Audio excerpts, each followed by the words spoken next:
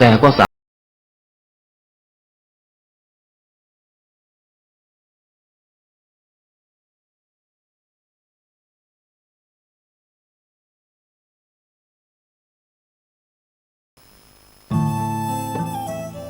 ท่านกำลังติดตามรับฟังสถานีวิทยุกระจายเสียงพระพุทธศาสนาแห่งชาติและสังคมคลื่นเพื่อการศึกษาพระพุทธศาสนาและวัฒนธรรมระบบ FM 104.5 เมกะเฮิรตซ์ รายการต่อไปเป็นรายการคดีโลกคดีธรรม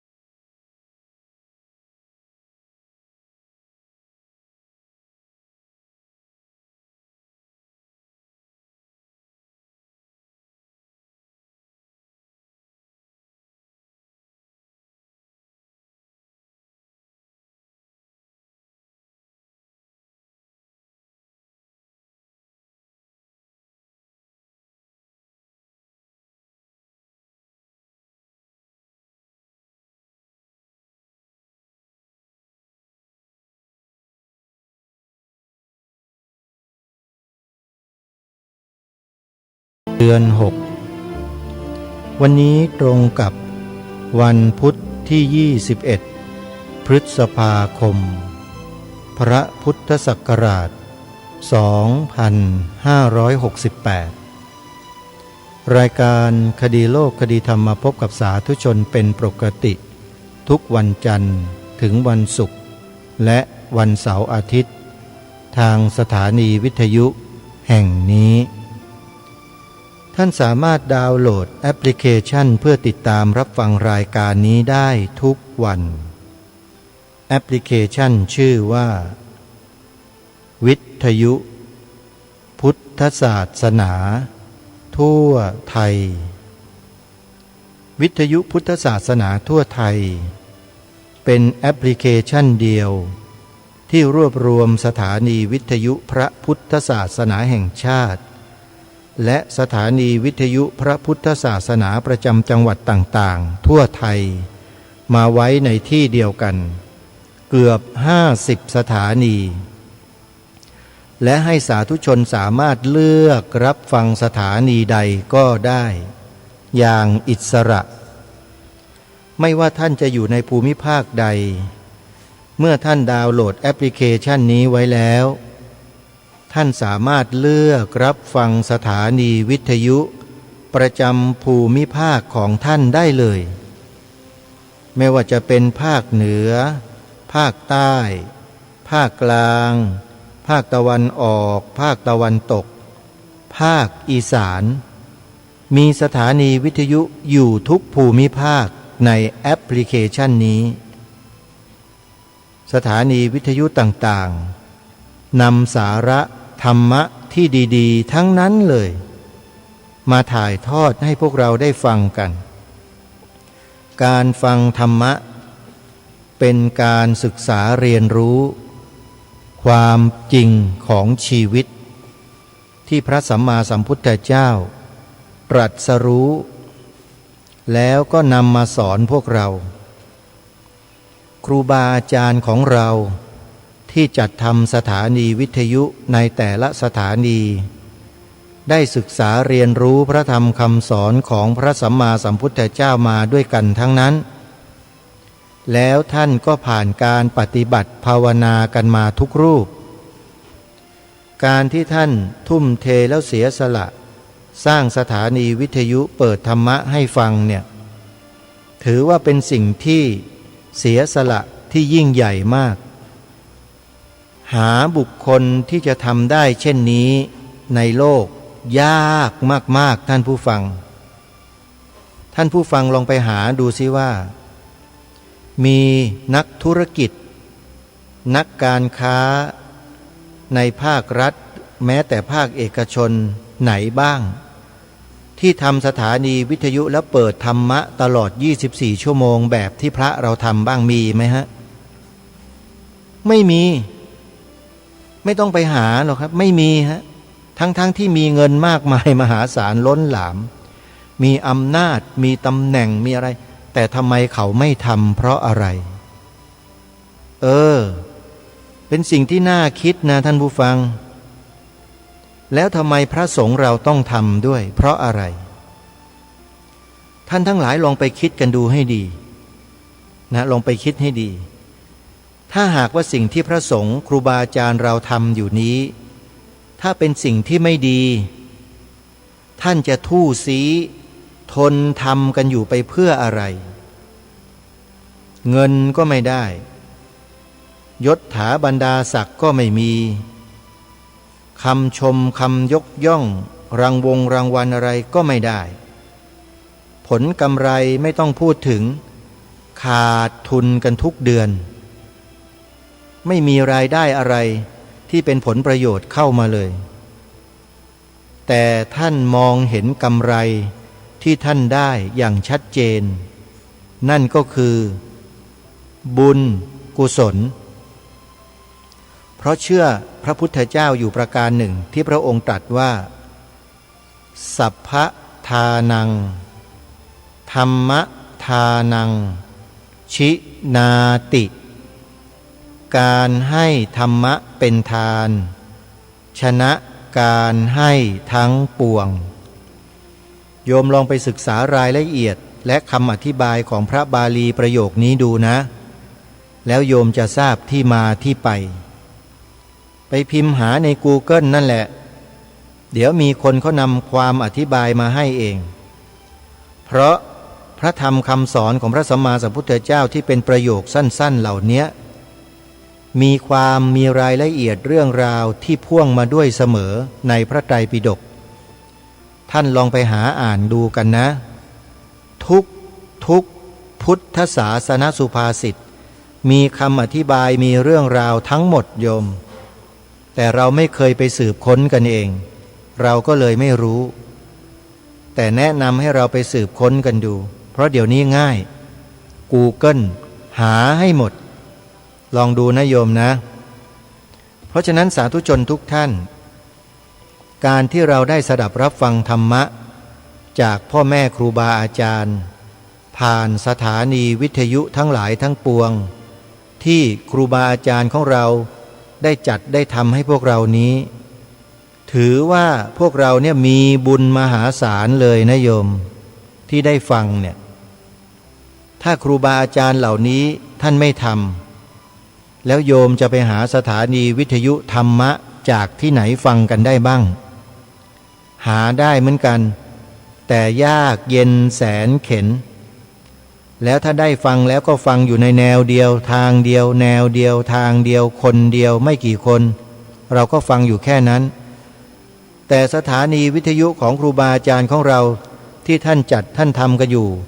ในทุกภูมิภาคของประเทศแล้วมารวมกันอยู่ในแอปพลิเคชันเดียวกันเนี่ยท่านนำเอาธรรมะหลากหลายของพ่อแม่ครูบาอาจารย์เยอะแยะมากมายเป็นร้อยรูปที่ท่านแสดงท่านกล่าวไว้ดีๆทั้งนั้นมาเปิดออกอากาศให้เราฟังแล้วก็ยังทำอินเทอร์เน็ตออนไลน์ให้พวกเราได้ฟังกันอย่างสะดวกอีกด้วยผ่านแอปพลิเคชันที่ชื่อว่าวิทยุพุทธศาสนาทั่วไทยโยมใครอยากรู้จักแอปนี้ว่ามาจากไหนมายังไงทำได้ยังไงใครเป็นคนทำโยมจดเบอร์โทรศัพท์นี้ไว้แล้วโยมถามได้เลยถามแล้วก็จะมีคำตอบพอได้คำตอบแล้วโยมถามต่อนะถามท่านด้วยนะจะให้โยมช่วยอะไรบ้างอย่าไปถามแต่อย่างอื่นเอาแต่ประโยชน์ส่วนตนไม่เคยคิดที่จะทำประโยชน์ให้กับครูบาอาจารย์บ้างนะโยมถามข้อนี้บ้างนะส่วนมากแกไม่ค่อยถามจะให้โยมช่วยอะไรได้บ้างเจ้าคะโยมหัดถามคำนี้พระบ้างนะโยมทำไมไม่ค่อยถามกันเลย ก็ช่วยสิช่วยเท่าที่ช่วยได้ไม่ได้ไปช่วยทั้งหมดพระท่านไม่ใจจืดใจดำที่จะไปจี้ขอโยมอยู่หรอกพระท่านรู้ทั้งนั้นแหละโยมแต่อย่างน้อยเนี่ยโยมก็ได้แสดงเจตจำนงของโยมแล้วด้วยความบริสุทธิ์ใจปรารถนาจะช่วยท่านอะไรที่ช่วยได้ก็ช่วยเท่าที่ช่วยได้สิโยมไม่ใช่ช่วยที่จนตัวเองเนี่ยล้มประดาตายเดือดร้อนกันทำอย่างนั้นมันก็ผิดแล้วละไม่ใช่แล้วแล้วพระสงฆ์เราก็ไม่ใช่ไปขอมั่วกันไปหมดไม่ใช่ดูฐานะของโยมด้วยโยมช่วยได้เท่าไรก็ให้โยมช่วยเท่านั้นโยมช่วยแรงได้ช่วยวาจาได้ก็ให้โยมช่วยแรงช่วยวาจาโยมก็เป็นบุญนั้นน่ะบุญกิริยาวัตถุทั้ง10มีกายมีวาจาใช้เป็นการสร้างบุญสร้างกุศลได้ด้วยโยมไม่ใช่เงินอย่างเดียวนะไม่ใช่ทรัพย์สมบัติอย่างเดียวพระสงฆ์เราเนี่ยท่านทราบดีโยมไม่ต้องกลัวนะฮะโยมจดเบอร์โทรศัพท์ไว้นะใครจะถามเรื่องแอปพลิเคชันแม้แต่สถานีวิทยุของครูบาอาจารย์ของเราที่ต้องการจะเข้าร่วมในแอปพลิเคชันนี้นะครับจดหมายเลขโทรศัพท์นี้ไว้แล้วสอบถามได้เลยครับ083327570ครับพระครูจริยสารธรรมเจ้าคณะอำเภอนาด้วงจังหวัดเลยเจ้าอาวาสวัดป่าจริยธรรมผู้เสียสละรูปหนึ่งทำสิ่งเหล่านี้ให้พวกเราคนไทยได้รับสิ่งดีๆกันโยมอย่าลืมนะโทรไปแล้วถามท่านด้วยว่าจะให้โยมช่วยอะไรบ้างบอกนะพระคุณเจ้าโยมจะช่วยเท่าที่ช่วยได้หัดถามคำนี้กันบ้างโยมรายการคดีโลกคดีธรรมก็เหมือนกันโยมไม่ค่อยถามคำนี้สักเท่าไหร่กลัวอะไรก็ไม่รู้เหมือนกันครูบาอาจารย์รูปอื่นก็เหมือนกันโยมไม่ค่อยถามโยมกลัวอะไรกันก็ไม่ทราบอาตมาภาพไม่ได้ไปกินเลือดกินเนื้อโยมกันซะหน่อยถามบ้างสิโยมหัดถามพระบ้างจะให้โยมช่วยอะไรบอกนะพระคุณเจ้าโอ้โหโยมพระนี่ท่านมีกำลังใจเยอะเลยแล้วพระท่านก็ถามโยมช่วยอะไรได้บ้างล่ะเอาโยมก็บอกท่านไปดิโยมช่วยอะไรได้บ้างเดี๋ยวท่านก็จัดสรรให้โยมเองได้ทำบุญนะโยมนะเอายังไงก็ช่วยกันเผยแพร่แอปพลิเคชันนี้กันให้ได้ดาวน์โหลดกันไว้ทั่วหน้าเป็นบุญเป็นกุศลต่อบุญต่อกุศลกันไปเรื่อยๆโยมเรียกว่า Direct บุญเราเคยได้ยินแต่ Direct Sale ใช่ไหมขายตรงใช่ไหมมันก็เข้านั้นแหละโยมขายตรงเนี่ยมันก็ได้บ้างไม่ได้บ้างเจ๊งบ้างเสียบ้างธุรกิจไม่ดีก็แย่บ้างแต่ Direct บุญไม่ขึ้นอยู่กับเศรษฐกิจอะไรทั้งสิ้นแต่ขึ้นอยู่กับพันธกิจพวกเราเนี่ยมีพันธกิจร่วมกันก็คือเผยแผ่ธรรมคำสอนของพระสัมมาสัมพุทธเจ้าเศรษฐกิจจะดีเศรษฐกิจจะไม่ดีโลกจะเป็นยังไงแต่พันธกิจของพวกเรายังคงสม่ำเสมอกันอยู่ตลอดทำได้โดยไม่หวาดหวั่นต่อเศรษฐกิจใดๆในโลกเพราะมันไม่เกี่ยวกับเศรษฐกิจการเผยแผ่ธรรมะเนี่ยธรรมะนั้นเป็นกลางเป็นธรรมชาติที่เราสามารถที่จะถ่ายทอดให้กันได้ในโอกาสที่เหมาะสมต่างๆและธรรมะของพระสัมมาสัมพุทธเจ้านั้นมีหลากหลายมากมายเลยโยม84,000 พระธรรมขันธ์เผยแพร่ให้เกิดเป็นประโยชน์ได้ทั้งนั้นเลยโยมตามกาลเทศะตามความเหมาะสม นะก็นำเสนอกันได้จะช่วยกันนะโยมนะเป็นบุญเป็นกุศลด้วยกันนะทีนี้มาถึงข่าวประชาสัมพันธ์นิดหนึ่งวันที่1 มิถุนายนขอเชิญร่วมงาน1 ปี1 ครั้งรวมพลังเพื่อสร้างสรรค์สังคมให้อุดมด้วยปัญญาและร่วมทำบุญทอดพระป่าสามัคคีเพื่อสมทบกองทุนเผยแผ่ธรรมะทางสถานีวิทยุวัดนายโรง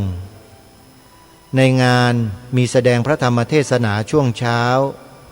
มีการเสวนาเรื่องพระพุทธศาสนากับสุขภาพในช่วงบ่ายและทอดพระป่ากันในเวลา 15:30 นาทีท่านใดสนใจจะร่วมทำบุญสนับสนุนกิจกรรมหรือร่วมงานติดต่อสอบถามรายละเอียดได้ที่หมายเลขโทรศัพท์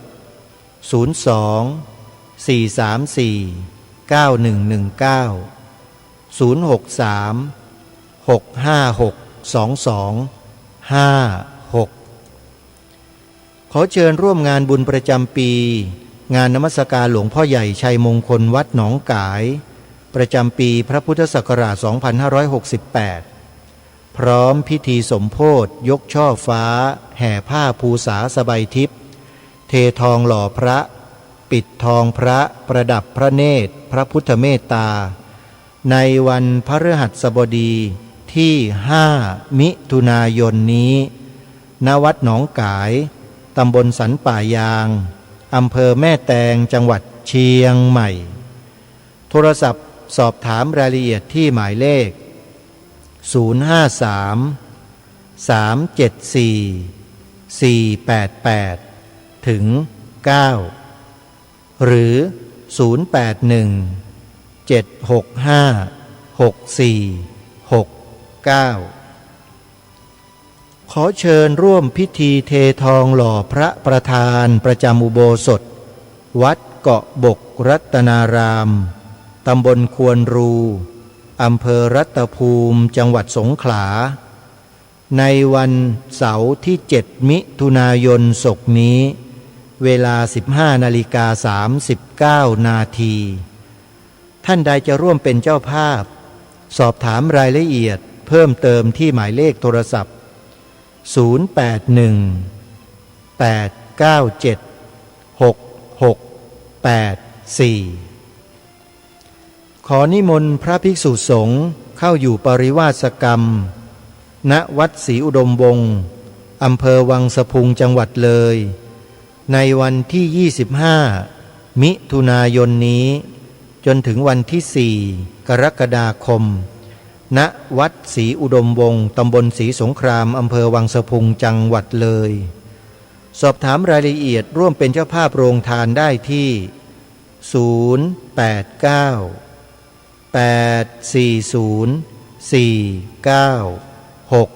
089-840-4968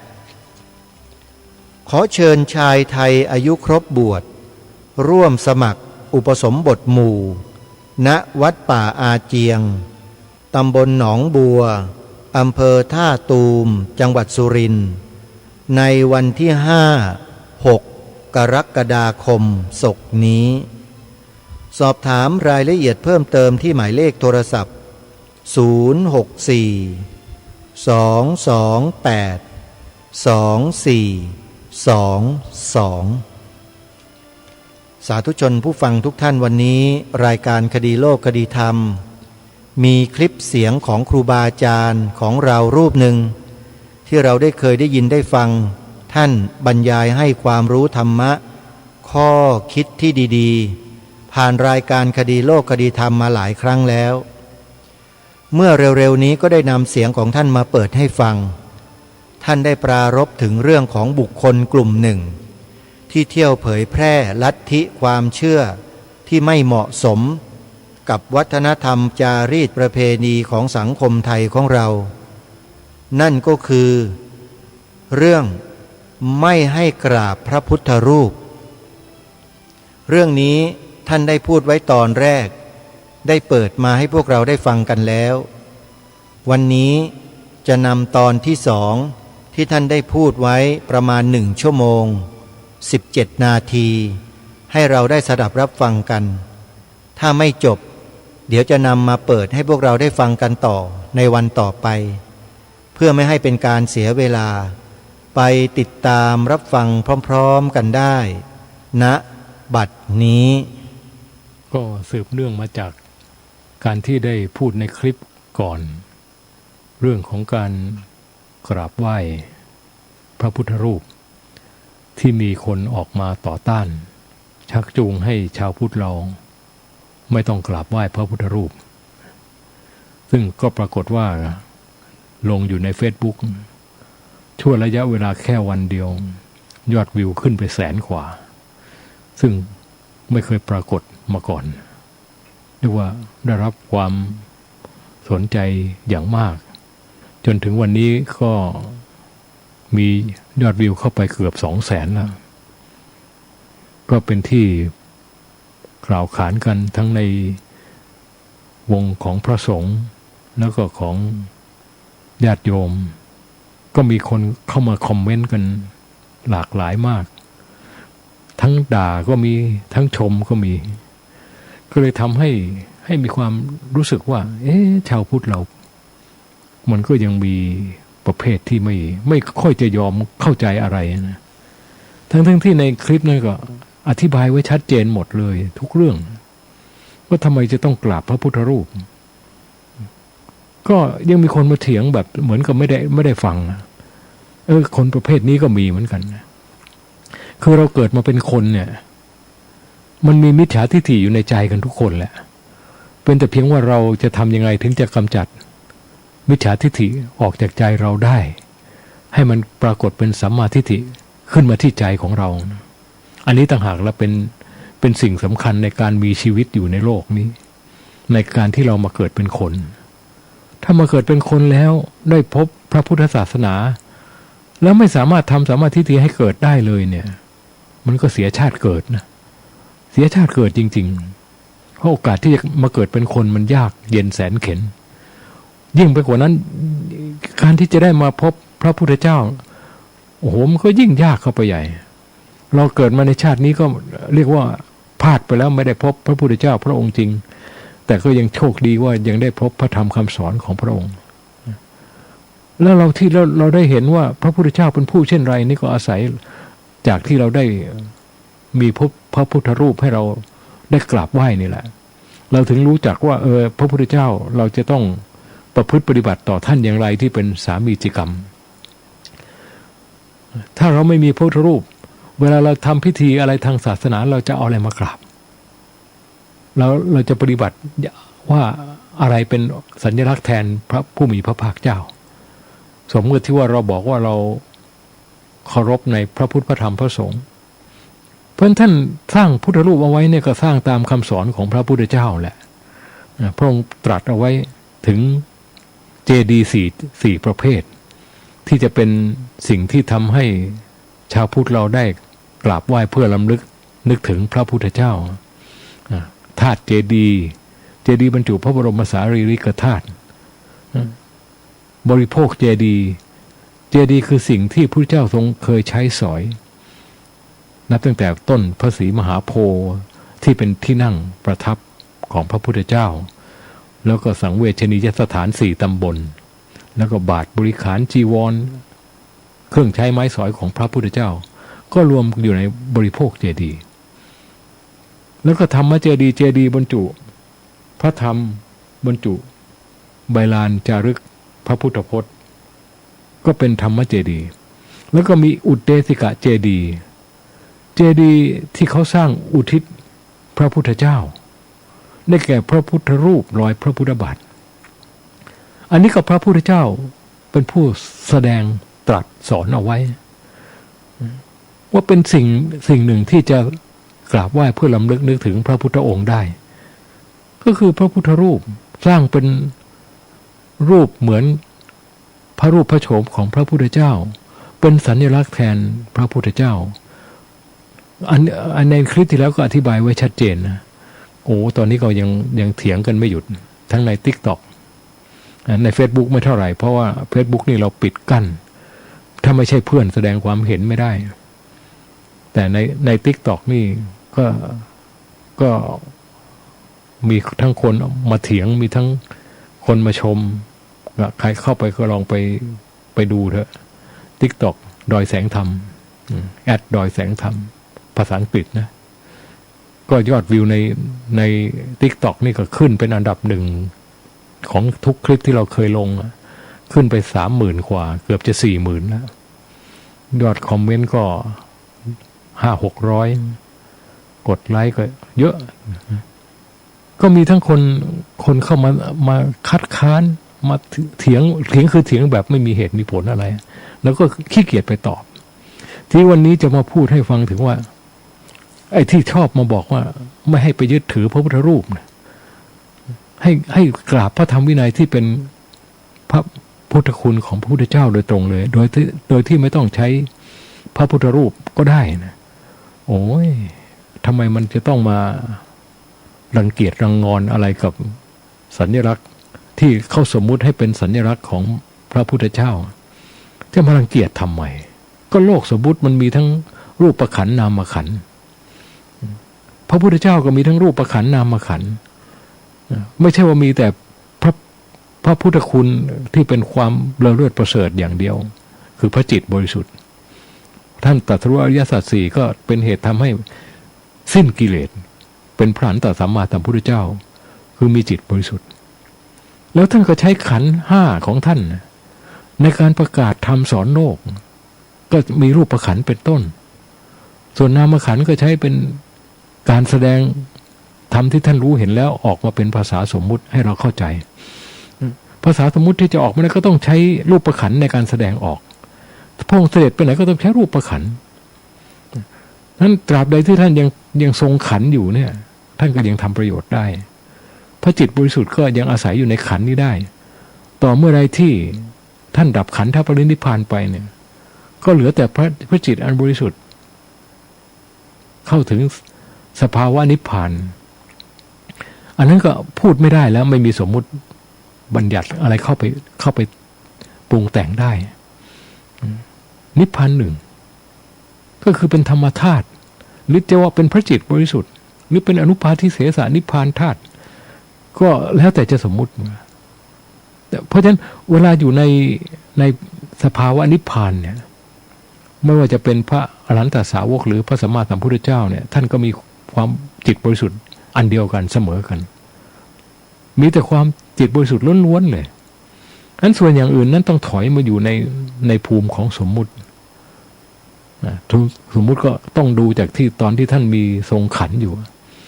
ยังมีรูปขันธ์มีนามขันธ์อยู่ท่านก็จะมีสมมุติเรียกอันนี้เป็นสาวกนะอันนี้เป็นพุทธอุปถากอันนี้เป็นพุทธบิดาพุทธมารดาอันนี้เป็นพระพุทธเจ้าชื่อนั้นชื่อนี้ก็คือมีสมมุติโลกสมมุติมันเป็นอย่างนี้เพราะฉะนั้นเราก็ต้องมีความเห็นบุญเห็นคุณในรูปขันธ์ของพระพุทธเจ้าว่าที่พระองค์ตรัสรู้ธรรมแล้วนำธรรมมาประกาศสอนโลกได้ก็เพราะท่านใช้รูปขันธ์ก็คือสรีระกายของพระองค์มาประกาศธรรมสอนโลกอันพอท่านดับขันธ์ไปแล้วเนี่ยพระองค์ก็ตรัสเอาไว้แล้วว่าสามารถสร้างเป็นอุเดติกะเจดีย์สร้างพระพุทธรูปขึ้นมาเป็นองค์แทนพระรูปพระโฉมของพระพุทธเจ้าเอาไว้กราบไหว้ระลึกนึกถึงนะหรือจะไปกราบไหว้สังเวชนียสถาน4 ตำบลนะซึ่งเป็นบริโภคเจดีย์ก็ได้ก็นี่กับพระพุทธเจ้าตรัสไว้ทั้งนั้นเลยนะแล้วพอสร้างพระพุทธรูปขึ้นมาบางคนก็มาบอกว่าไม่มีในคำสอนของพระพุทธเจ้าเราก็แปลกเหมือนกันนะ ก็พูดให้ดูอยู่เนี่ยว่าพูดให้ฟังอยู่เนี่ยว่าเขาก็ทำตามที่พระพุทธเจ้าตรัสสอนไว้นะก็ทำตามคำสอนพระพุทธเจ้าจะมีในพระไตรปิฎกหรือไม่ก็ไม่รู้เหมือนกันนะเราไม่ใช่ผู้เชี่ยวชาญทางด้านพระไตรปิฎกฉะนั้นถ้าหากว่าเรามีความกตัญญูรู้คุณพระพุทธเจ้าเนี่ยหรือมีความเคารพนับถือในพระพุทธเจ้าเนี่ยเราจะไปเอาแต่ธรรมวินัยอย่างเดียวมันไม่ได้เพราะธรรมวินัยมันมองไม่เห็นผู้ที่จะเห็นธรรมเห็นวินัยได้ก็มีแต่พระริยเจ้ายิ่งพระพุทธคุณธรรมคุณสังฆคุณเนี่ยโดยเฉพาะพระพุทธคุณเนี่ยป ประกอบด้วยพระปัญญาคุณพระบริสุทธิ์ที่คุณพระมหากรุณาคุณผู้ที่จะเข้าไปเห็นได้ก็มีแต่พระอรหันต์เท่านั้นแล้วก็เห็นได้เป็นเพียงบางส่วนไม่ได้เห็นได้ทั้งหมดหรอกพระปัญญาคุณพระอรหันต์ท่านก็ตรัสรู้อริยสัจสี่ได้โดยการได้ฟังมาก่อนแต่ท่านก็ไม่ได้รู้ละเอียดลึกซึ้งเหมือนพระพุทธเจ้ารู้พระบริสุทธิ์ที่คุณท่านก็ทำจิตให้บริสุทธิ์เสมอกันได้แต่ท่านก็ไม่มีสามารถที่จะละวาสนาได้เหมือนอย่างพระพุทธเจ้าไม่มีทศพลญาณแล้วก็สัพพัญญุตญาณพระมหากรุณาคุณท่านก็แสดงธรรมสั่งสอนประชาชนได้เหมือนกันแต่ท่านไม่ได้บำเพ็ญพุทธกิจ5เหมือนอย่างพระพุทธเจ้าเพราะฉะนั้นการที่จะไปเห็นพุทธคุณของพระพุทธเจ้าได้นะมันปุถุชนนี่แทบจะหมดโอกาสเลยไม่มีเลยเพียงแค่ได้ยินได้ฟังที่ท่านบรรยายไว้ในพระธรรมวินัยของพระพุทธเจ้านี้เท่านั้นแหละไอ้ที่ให้ไปเห็นจริงๆไม่มีเลยเพราะฉะนั้นจะไปบอกว่าให้กราบไหว้พระธรรมวินัยซึ่งเป็นองค์แทนพระศาสดานะมันพูดได้แต่มันไม่มีความเข้าไปเห็นได้มันก็ไม่ลึกซึ้งไม่ประทับใจท่านก็เลยสร้างพระพุทธรูปเอาไว้ให้เป็นเครื่องระลึกนึกถึงพระพุทธเจ้าอย่างน้อยได้เห็นพระรูปพระโฉมของพระพุทธเจ้า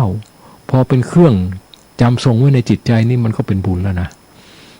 เขาสร้างพระพุทธรูปเขาก็สร้างตามมหาบุรุษลักษณะ32ประการซึ่งก็เป็นพระพุทธเจ้าตรัสแสดงเอาไว้เองแล้วทำไมถึงมาบอกว่าพระพุทธรูปเนี่ยไม่อยู่ในพระพุทธศาสนาเนี่ยเราก็ไม่เข้าใจว่าจะพูดไปเพื่ออะไรทุกสิ่งทุกอย่างทำเพราะพระพุทธเจ้าตรัสสอนเอาไว้ทั้งนั้นเลย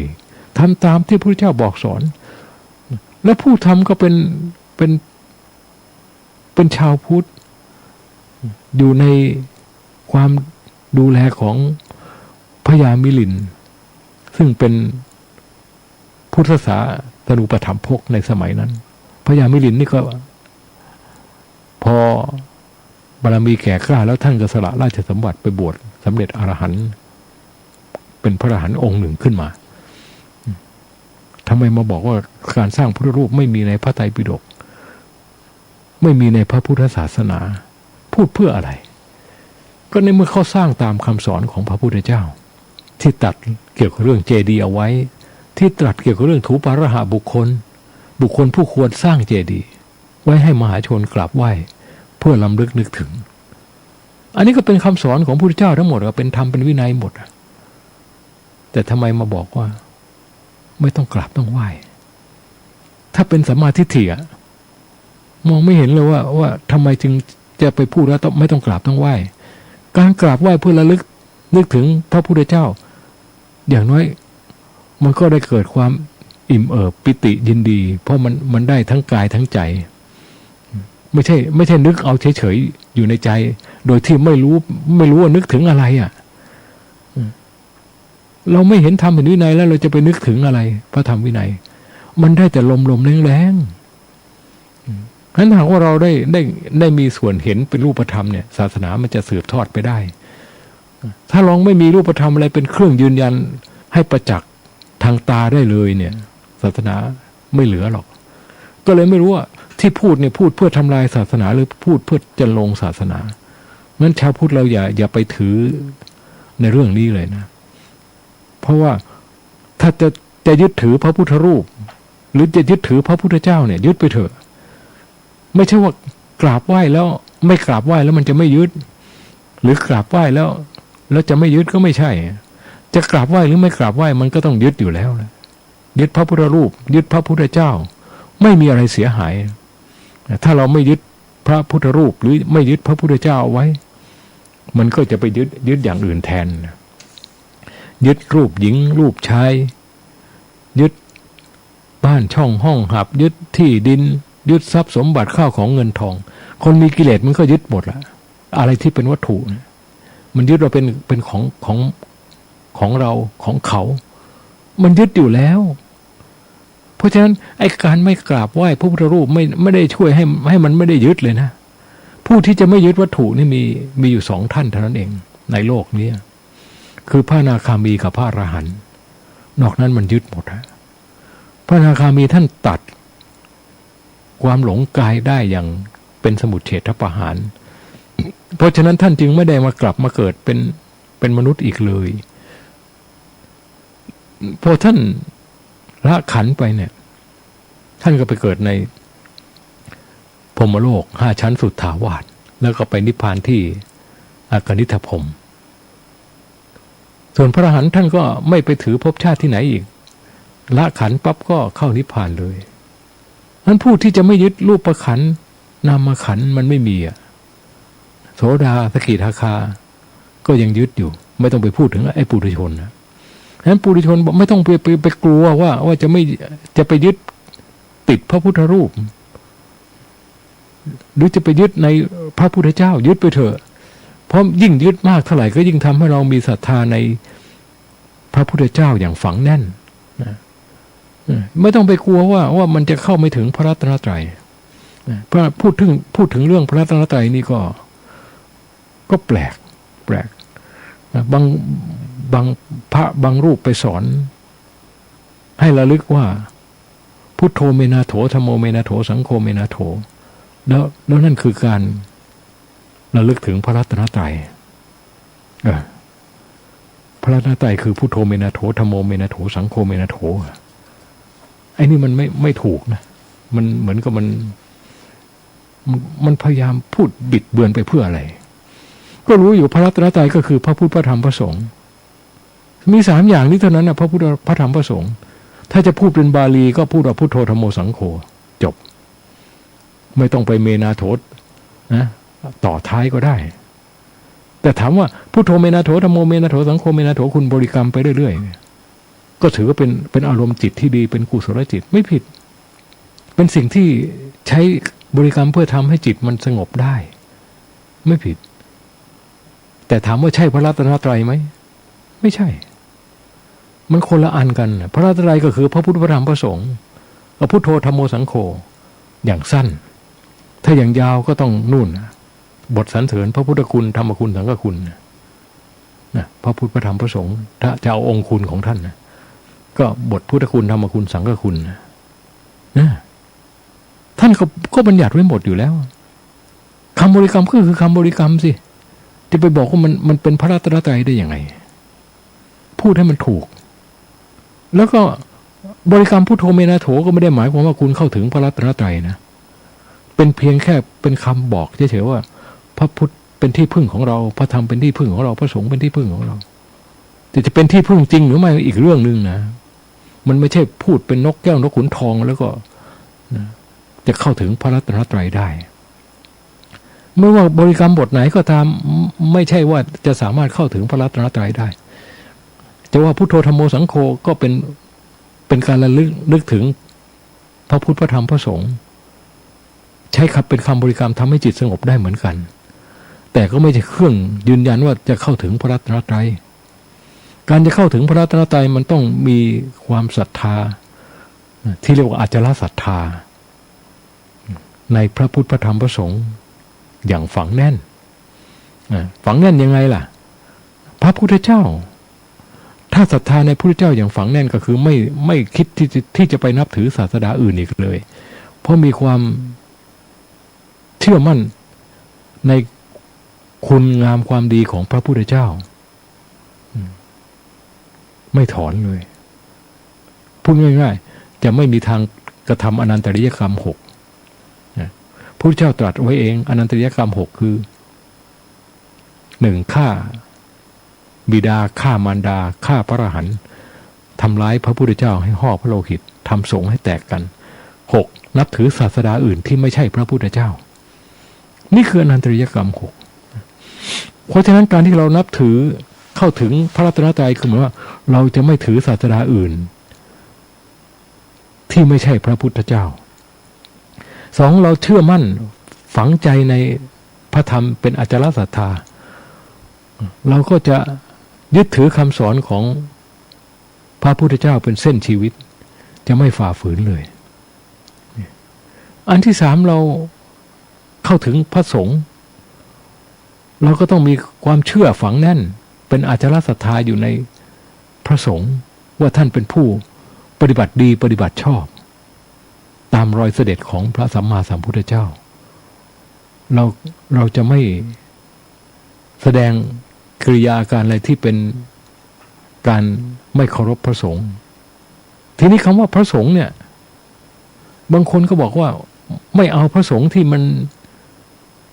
เป็นปุถุชนเรียกว่าเป็นสมมุติสงฆ์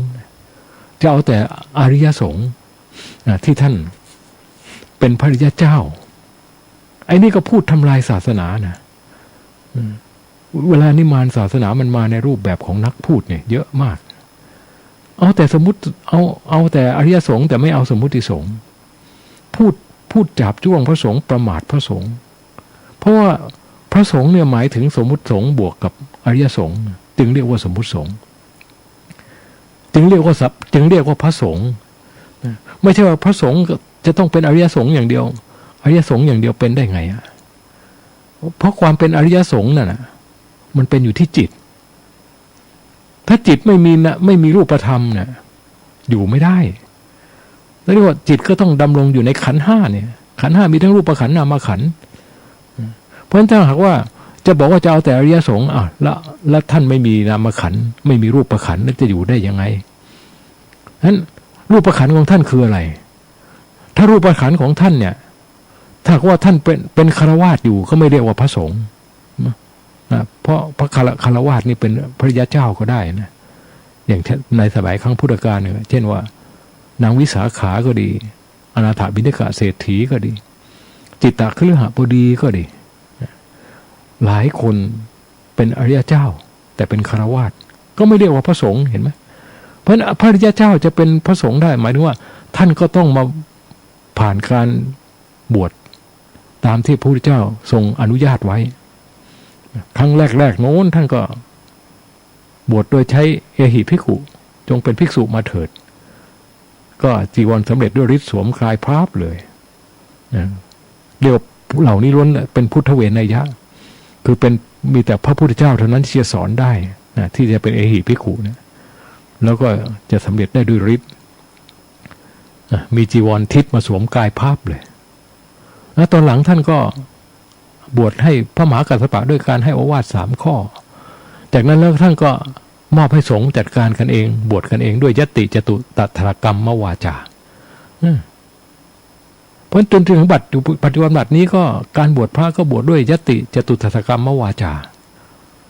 พระสงฆ์บวชกันให้มีพระสงฆ์อย่างน้อย5 รูปขึ้นไปถึงจะทำการบวชได้นี่เรียกว่าเป็นสมมุติสงฆ์ก็เกิดขึ้นโดยพระบรมพุทธานุญาตมันเมื่อเป็นสมมุติสงฆ์แล้วเนี่ยบวชมาถูกต้องแล้วก็ได้ชื่อว่าเป็นสมมุติสงฆ์ในพระพุทธศาสนาถูกต้องท่านก็ยังเป็นปุถุชนแหละไม่มีใครมันเป็นอริยะบุคคลมาแต่ในท้องหรอก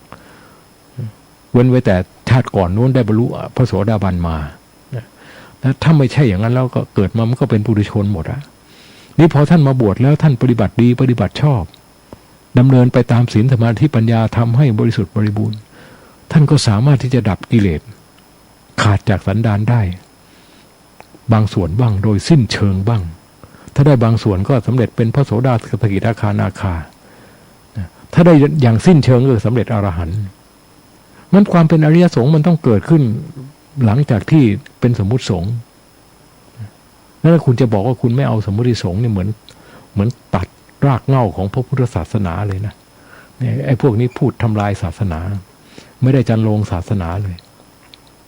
บางคนก็บอกว่าสมมุติสงฆ์นี่มันยังมีกิเลสอยู่พูดแบบไม่ให้ความเคารพแล้วใครมันสิ้นกิเลสมาแต่ในท้องถ้าสิ้นกิเลสแล้วมันจะมาเกิดแล้วมันก็มีกิเลสหมดแหละ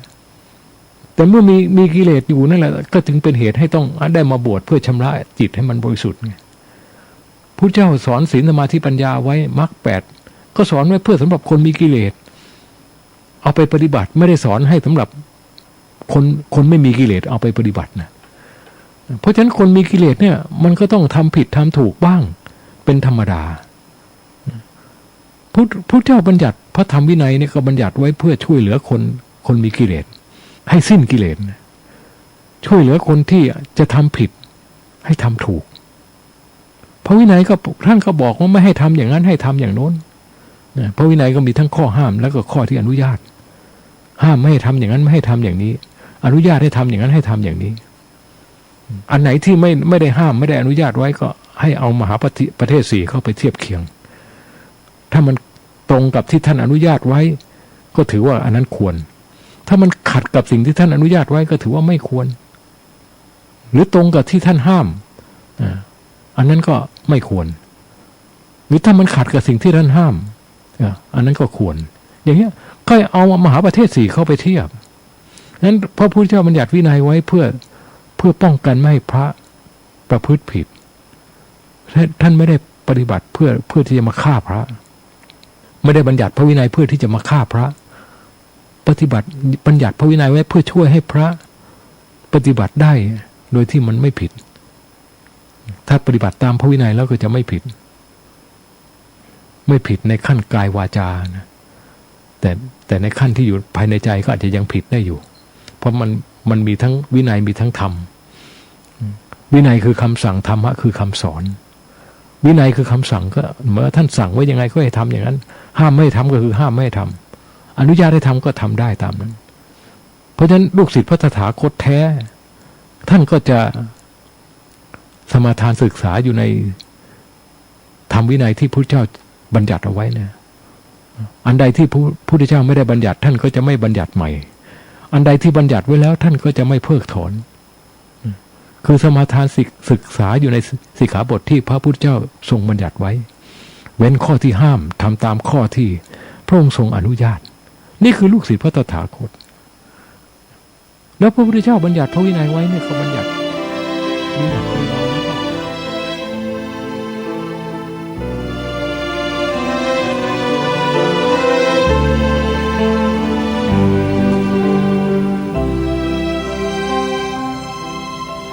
สาธุชนผู้ฟังทุกท่าน